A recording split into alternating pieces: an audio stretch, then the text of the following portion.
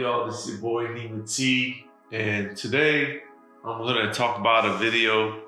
Basically, I want to make videos like this, just get myself out there because I feel like a lot of people can learn, hopefully from my experience, and maybe we could interact and build up something. But today I want to talk about why most artists they give up, essentially, they have a burnout. It's not really that. I would say the number one factor has to be the lack of support. Artists, most people that do music, they're very passionate people. So it's never them running out of passion to make music. I think in this day and age, it's them not getting the recognition as an artist, versus many people who are not as talented in music, but they're good at marketing themselves as artists, as entertainers, basically. So they have better success in the world of music and streams. And I think the number one factor is like local support, because essentially if you don't have if you're not surrounded by the right people that are kind of like guiding you, at least putting the fire back in you, like, yeah, you got this, you got talent, keep going, don't stop. If you don't have these people around you and it's just you, eventually you just give up because there's so much things you have to do and you need a team. But when you're like up and coming, nobody really believes you.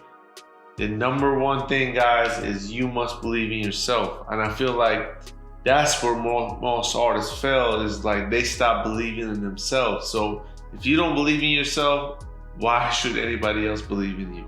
And that's one of my biggest problems. I'm like, looking back, I'm like, well, I did have some engagement, I did have a buzz, I did make some fans here, but because I didn't believe in myself enough, I didn't keep it going, I didn't build the momentum up. I just maybe took too long of a break and then got back in it. So I wasn't consistent enough for people to be like, oh yeah, I'm a fan of his music, versus, oh yeah, I know you do music, versus because I didn't put myself out there enough. It wasn't because I stopped doing music, it's because I didn't put myself out there enough because of the inhibition that's built around me. A lot of artists may not have the same experience, but for me personally, I could never put myself out there enough because I felt like I was spamming people, and maybe not everybody enjoys my music. So now it's like I have some business people that follow me and our family follow me. So I could never break the inhibition around me to kind of be myself and be persistent, be consistent. So that resulted in me not growing. And as time goes by, it's like you become this old dog. You don't have the hustle, you don't have the bark in you anymore. So you just slow down because you don't have the support. And this stuff takes money, One of my things, I was like, well, I don't have the money and nobody thinks that I'm good enough to do it for free. So I had to learn it myself. And that's where my time has been spent this past decade or so, is just learning the production. So I wasn't really being the full artist I should have been to gain my fan base, grow my fan base, be consistent, because I was trying to learn to be the guy that's behind the camera. And that resulted in me, you gotta have the image too. You can't just put out content and expect people to know who you are and your story. They gotta fall in love with the image. You gotta stand for something. There's so many little things that go on being a successful artist. Like, for example, a lot of artists. One of my favorite artists, all-time artists, Take 9. He calls his fan base a certain name. Me, if I were to give my fans a name, I always had this idea, Nose. So, my nose, being Persian and all that, I was always looked at differently. I was always like, oh yeah, your nose is like, so it identified me as somebody different when I came here. So my thing is, Nose stands for not ordinary, stay extraordinary. So that thing became my empowerment. So what set me apart from everybody, at first it used to hold me down. But then I use it to embrace myself and embrace my individuality, be my diversity, and that gave me power. That's why I started doing Persian trap, because it was something that nobody else could do.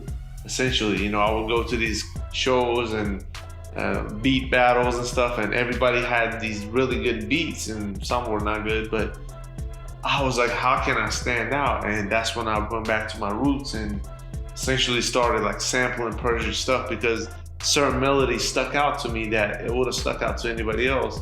And I learned the art of making hip hop beats, so combined the two, and I created my own sound. And that's something I'm always like so proud of, even though I might not get the recognition and stuff, but it doesn't matter. It's not about that. It's about what I built, and that's essentially what makes me happy. Now, I'm at the point where, we're in a digital era.